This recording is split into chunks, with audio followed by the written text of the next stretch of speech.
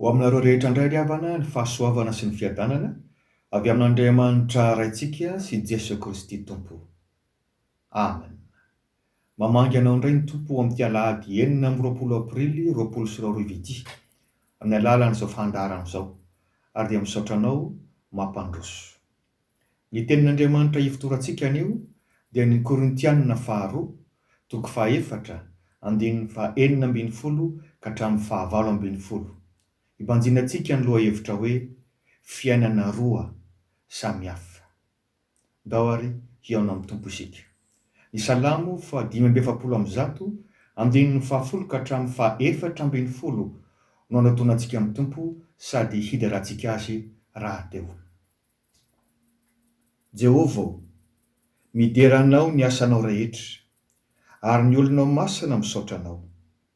Milaza ny voninahitry ny fanjakanao izy, sady miresaka ny herinao. Mba hampahafantarina ny zanak'olombelona ny herinao sy ny habe ny voninahitry ny fanjakanao. Fanjakana mandrakizay ny fanjakanao, ary hiatra amin'ny taranaka faramandimby ny fanapahanao. Jehovah, manohana izay rehetra efa ho lavo sy mampitraka izay rehetra mitanondrika. Amen.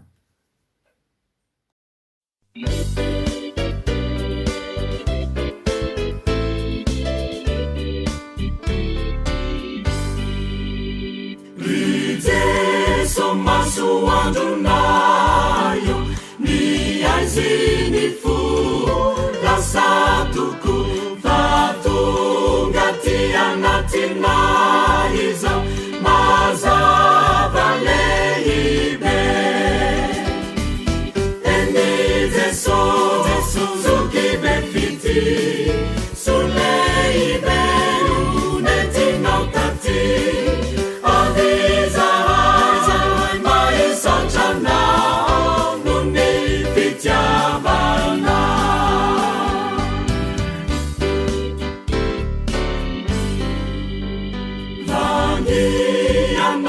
Tokatrano ka menageri kaudisilao ny fomba hahitanangano zay tsy masitraka. Eny Jesosy zokibe fity so lehibe no nentinao taty.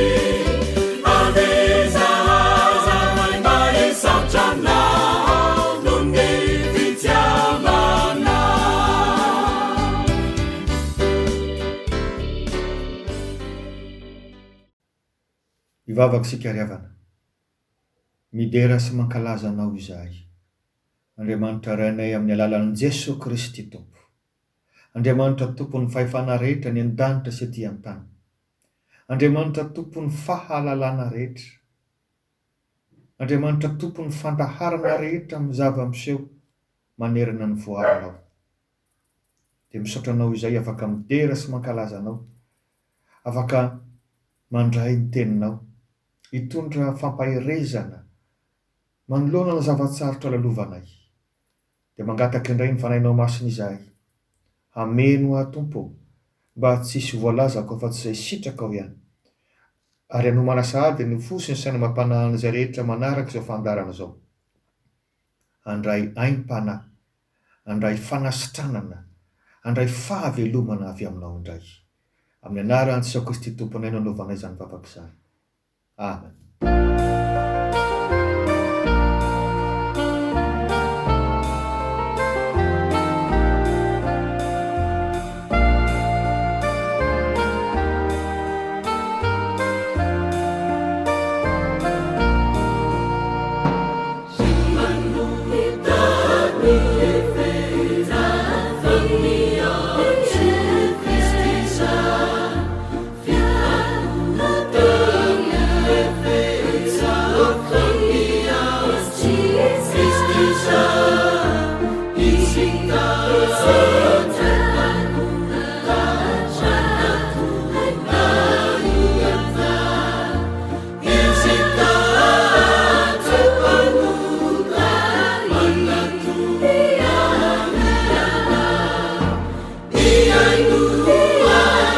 Io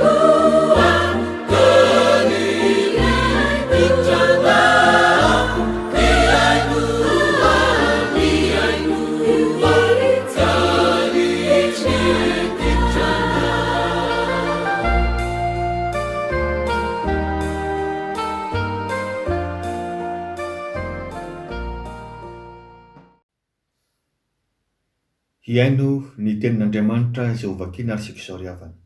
Izany dia ho hitantsika ao amin'ny Korintianina faharoa toko faha-efatra andinin'ny faha-enina ambin'ny folo ka hatramin'ny faha-valo ambin'ny folo. Ary tsy ketraka izahay fa na dia mihalevina aza ny toetra ivelany dia havaozina isan'andro kosa ny toetra anatiny. Fa ny fahorianay maivana izay vetivety foana dia maika miasa fatratra indrindra ka mahatanteraka voninahitra mavesatra miaritra mandrakizay ho anay. Raha tsy mijery ny hita izahay fa ny tsy hita, fa ny hita dia ho vetivety foana, fa ny tsy hita no aharitra mandrakizay. Ray Masina, manamasinana ny fahamarinana, ny teninao ny fahamarinana. Amen.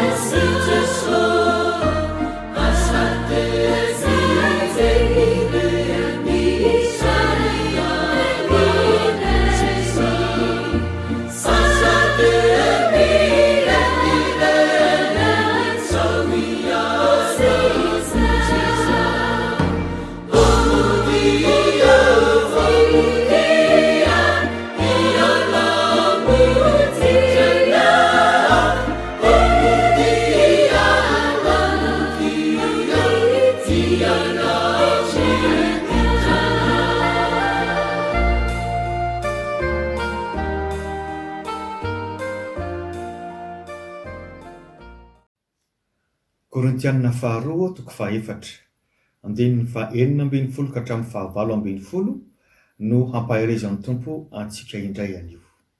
Ho aminareo hatrany ny Tompo. Amen. Fantatsika ry havana fa ny apôstôly Paoly no nanoratra izao epistily izao tany amin'ny taona 450 amin'izao androntsika izao. Nosoratany voalohany indrindra ho an'ny kristianina ho a Korinto. Korinto moa dia tanàna lehibe any Grèce ankehitriny. Inona no antony? Nisy nanao fampianaran-diso, fampianarana hafahafa tao am-piangonana. Ka dia nisy ny kristianina nanoratra tamin'ny apôstôly mba nangataka fampaherezana. Namaly izany izy amin'ny alalan'izao epistily izao ary nararaotra koa nampianatra ny maha-apôstôly azy satria nisy koa sokajin'olona nanohitra izany maha-apôstôly azy izany.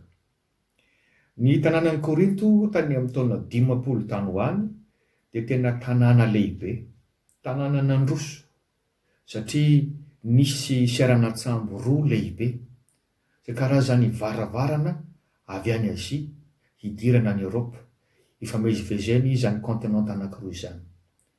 Ka rehefa nandroso ny ara-toe-karena dia manjary nandroso koa ny fahalalana, ny eboebo ny olona ary ny aina amin'ny fiainana tsy araka ny sitrapon'Andriamanitra.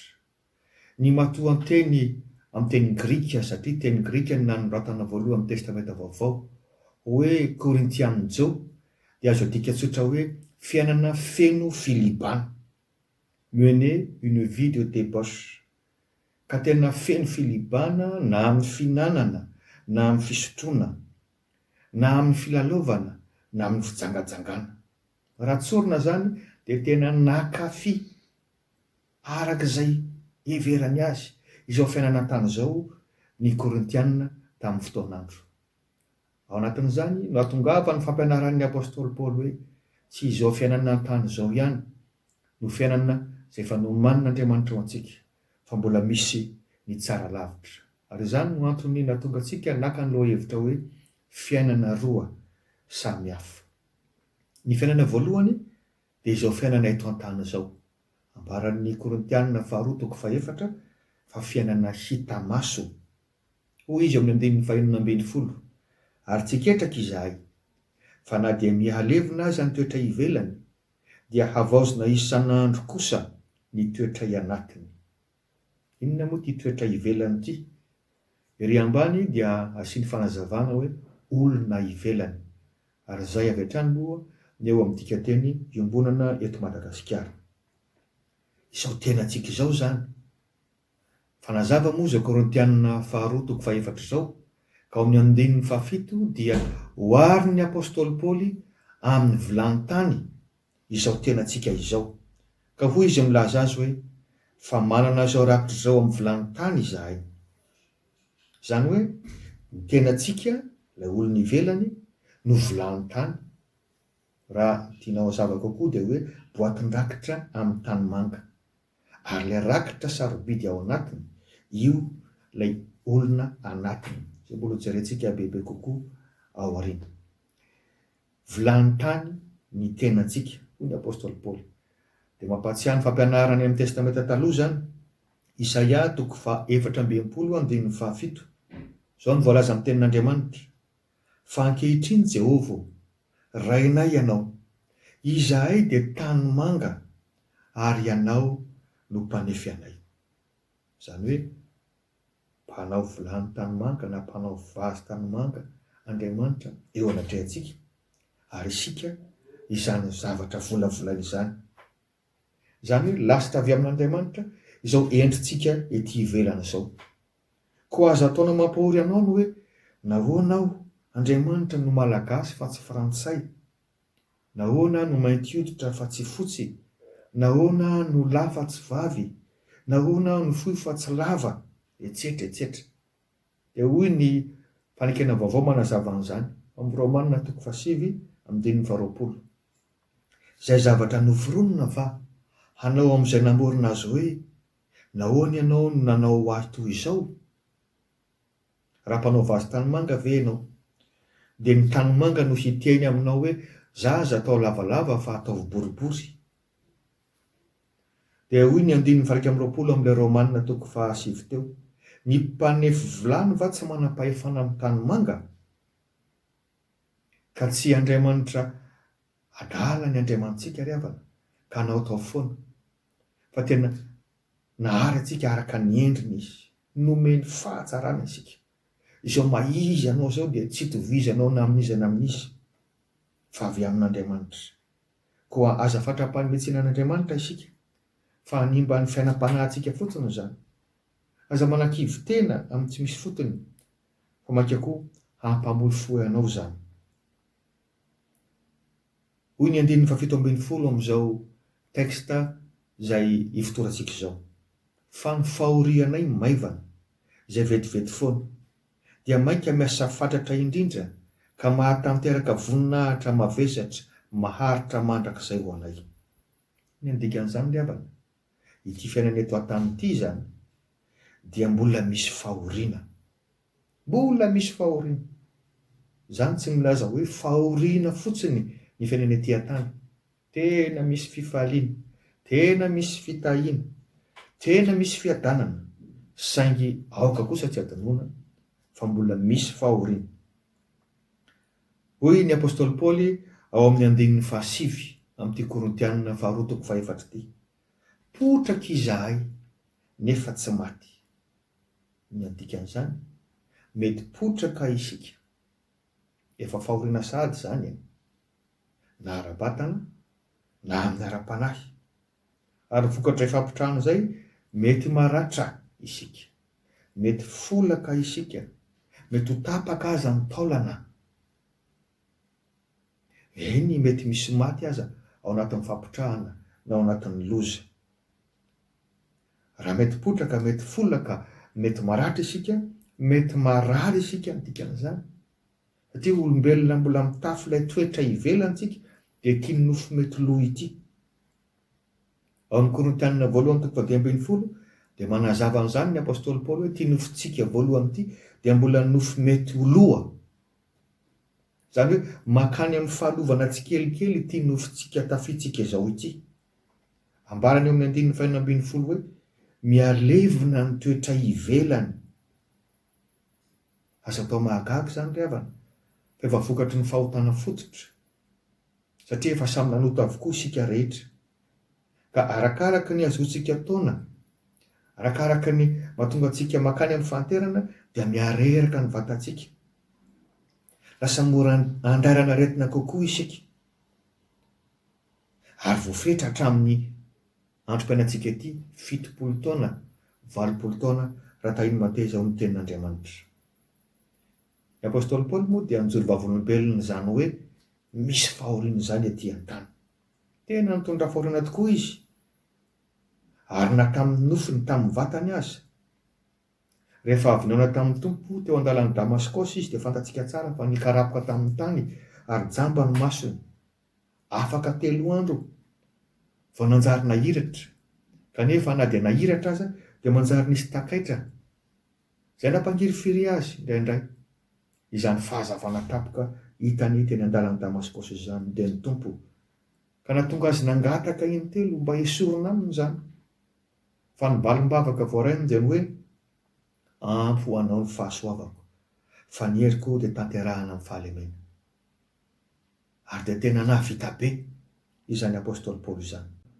Ny fahorianay maivana, lasa maivana io fahoriana io amin'iny.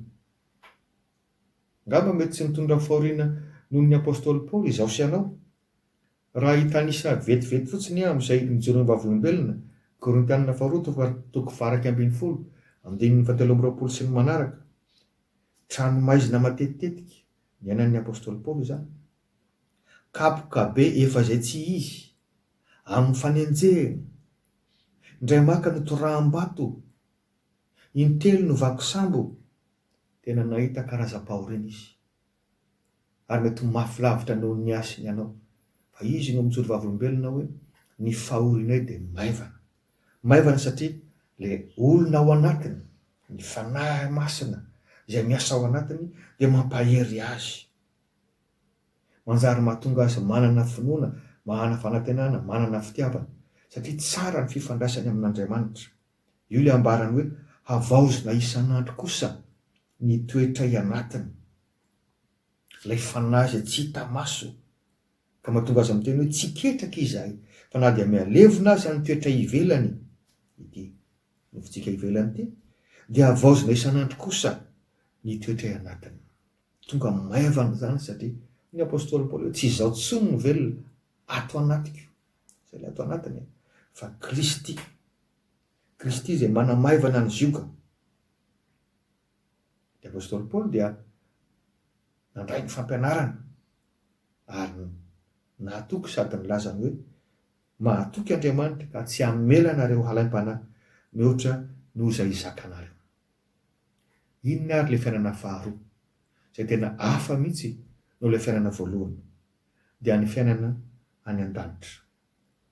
Hoy izy amin'ny 9:20, raha tsy mijery ny hita izahay, fa ny tsy hita, fa ny hita dia ho vetivety foana, fa ny tsy hita no haharitra mandrakizay. Izany hoe ny fiainana any an-danitra no ambariny amin'ilay hoe fiainana tsy hita maso ity. Fiainana ao aorian'izao hita maso izao, izay mavesa danja lavitra noho ny fiainana eto an-tany, ary tsy mba mandalo ohatra ny fiainana eto an-tany, fa maharitra mandrakizay. Feny fiainana tsara lavitra no izao hitantsika sy iainantsika izao. Sarotra nefa no amin'ny tenin'izany ry havana raha tsy manam-pinoantsika, manahirana ny mihaino an'izany raha tsy efa voky ny tenin'Andriamanitra isika. Amin'ny alalan'ny finoana no mahatonga antsika mino sy manantena izany hoe fiainana any an-danitra izany.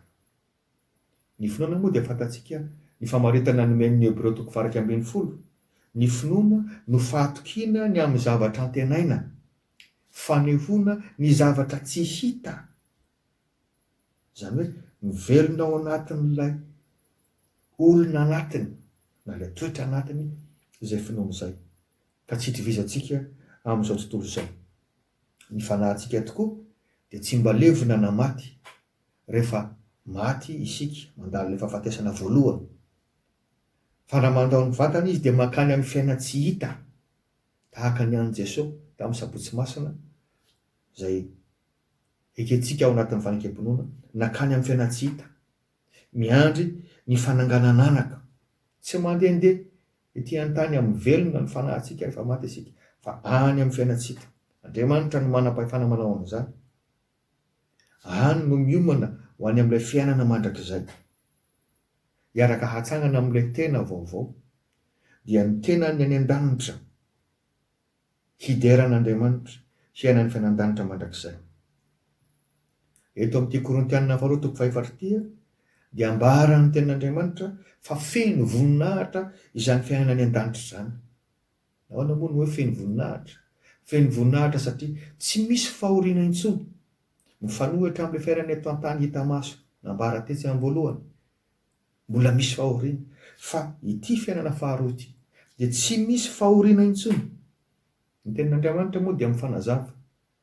Ny Apokalipsy 2:2-4 dia mamitina an'izany arak'izao: ary ho fafany ny ranomaso rehetra amin'ny masony, ary tsy hisy fahafantesana intsony, sady tsy hisy alahelo na fitarainana na fanaintainana, fa efa lasa ny zavatra taloha. Ngeza be izany fanambarana izany rehefa zava-miafina izany ambara amintsika izany. Raha averiko raisina tsiraray vetivety ireo dia izao: ho fafany ny ranomaso rehetra amin'ny masony. Iny no dikan'izany: tsy hisy teny na fihetsika handratra intsony rehefa tonga any amin'ilay fiainan-danitra isika. Tsy hisy izany fady sy fampanantenana izany intsony. Dia manohy izy, ary tsy hisy fahafatesana intsony. Iny no dikan'izany rehefa tsy hisy aretina intsony. Tsy hisy intsony izany hoe mbola harary nify na harary ny coronavirus izany isika, na ny aretina nitaizanao fony tetỳ an-tany aza, satria mety mbola mandaitra aminao izany fa mbola nofo isika, le mbola nofo mety lo. Dia tsy hisy izany intsony rehefa ao amin'ilay fiainan-danitra isika. Manohy izy, tsy hisy alahelo intsony. Dikan'izany tsy hisy intsony izany adi-tsaina izany, tsy hisy intsony izany fisarahana izany. Toizany tsy hisy fitaranana intsony. Tsy hisy intsony ihany hoe dia nisy nangalatra indray ny zavatra. Tsy hisy vonoan'olona intsony ihany, tsy hisy fanambakana intsony ihany, tsy hisy fanaintanana intsony hoy izy. Dikan'izany tsy hisy intsony ny aretina, tsy hisy intsony ny herisetrana na ny adiady. Efa lasa ny zavatra taloha izy, efa nohavaozin'ny tompo izany. Koa zagako tsika raha mahay ny Apôstôly Paoly miteny hoe Kristy no antony havelomako ary ny fahafatesana no azoko tombony. Hafahafa izany mba tsy manam-pinoana tsika. Iny no dikan'izany, tsy zavatra mampatahotra intsony izany fahafatesana izany, fa raha tombo izany dia mahazo tombony aza, satria karazany ohatran'ny tetezana iampitana ho any amin'ilay fiainana tsara lavitra. Raha fitinina riavana dia izao: misy fiainana roa samihafa manoloana antsika, ny fiainana eto an-tany hita maso sy ny fiainana any an-danitra izay tsy hita maso. Ny fiainana eto an-tany mbola misy fahoriana, fa ilay fiainana any an-danitra dia tsy hisy fahoriana intsony satria efa feno ny voninahitr'Andriamanitra. Ity fiainana eto an-tany ity dia mbola maivana raha oharina amin'ny fiainana any an-danitra izay tena mavesa-danja, satria ny eto an-tany dia mandalo ihany, fa ny any an-danitra no maharitra mandrakizay. Samy hafa ilay fiainana anankiroa satria tena mifanalavitra amin'ny lanjany sy ny faharetany sy ny vidiny, fa mifampitohy kosa izany ho an'ny miny. Ety an-tany isika dia efa miomana makany amin'izany fiainan-danitra izany. Amin'izao androm-pahavelomanao izao ianao no misafidy ho any amin'ny fiainan-danitra ve aho, fa tsy hoe ho tonga any ihany aho nefa izany nandraminy tompo tamin'ny androm-pahavelomako. Tsia, anio raha iain'ny feony ianao dia miaraka amin'ny tompo ianao ary mitohy makany amin'ny fiainan-danitra izany. Torimaso anatrehan'ny tompo ny fahafatesana voalohany izay hanjo antsika rehetra, fa ao anatin'ny iray ny mpimaso ny fampianaran'ny Apôstôly Paoly dia hatsangana indray isika ho any amin'ilay voninahitra mahatra mandrakizay. Ho an'Andriamanitra iray ny voninahitra. Amen.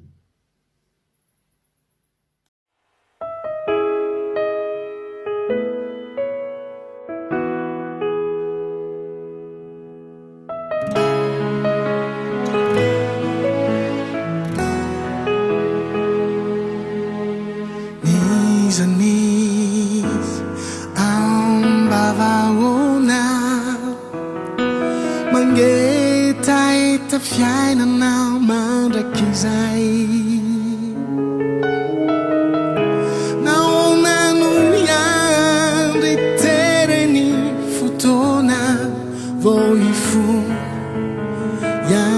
masoantony ray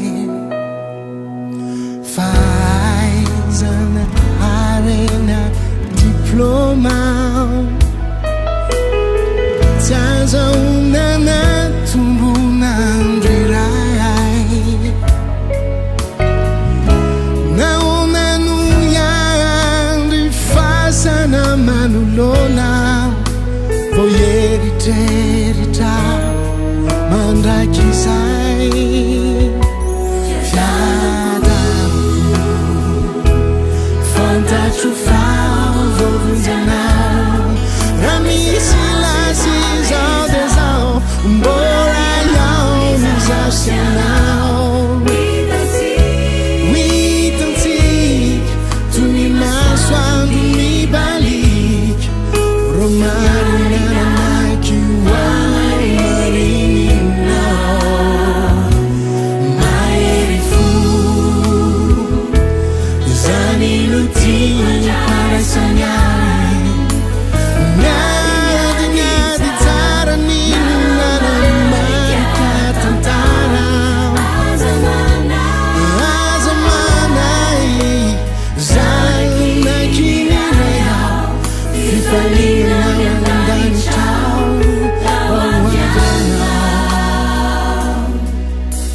tanora mievitra tompony fotona misoma amorony mandrakizay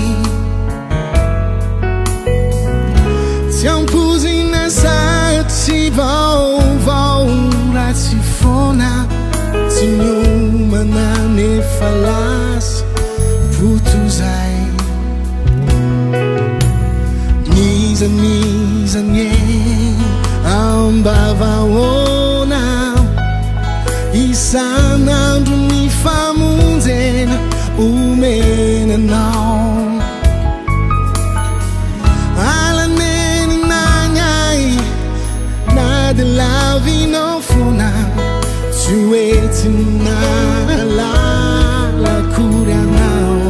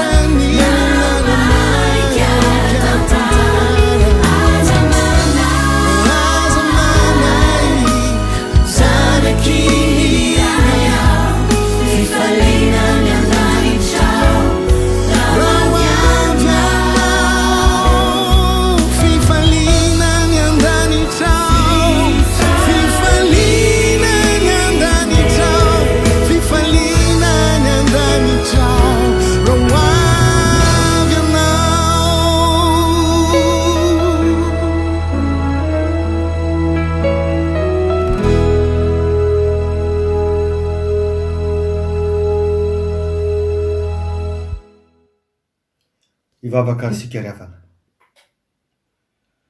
tompo misaotranao izay noho ny famanginao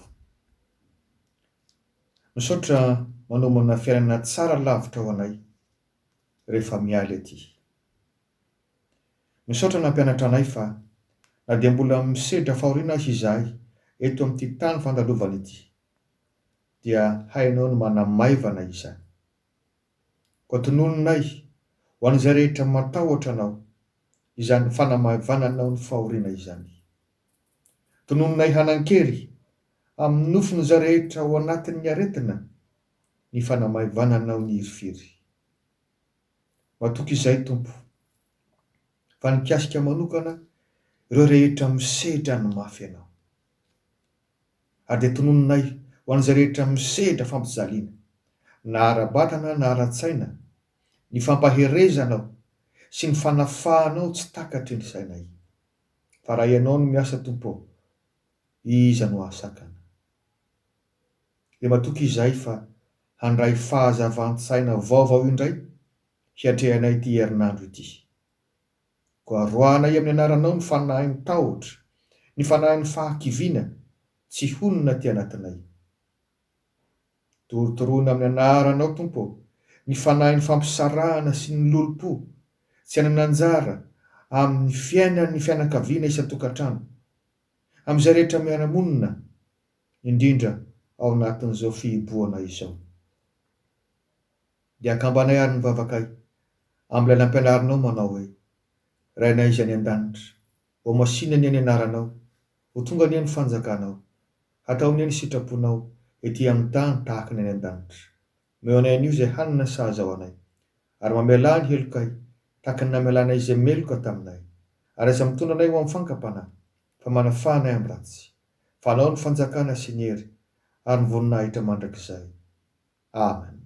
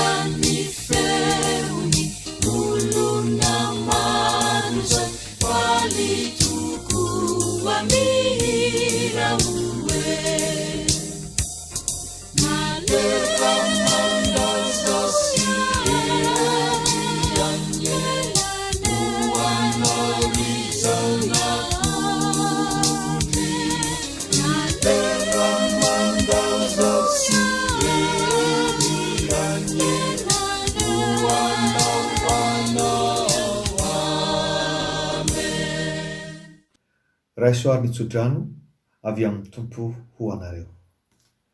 Fiadanana ny ho an'ny rahalahy, ary fitiavana mba amin'ny finoana avy amin'Andriamanitra Ray sy Jesy Kristy Tompo. Ny fahasoavana ny ho amin'izay rehetra tian'i Kristy Tompontsika amin'ny fitiavana tsy mety levina. Amen. Dia ho an'Andriamanitra irery ny voninahitra amin'ny anaran'ny Ray sy ny Zanaka ary ny fanahy masina. Amen.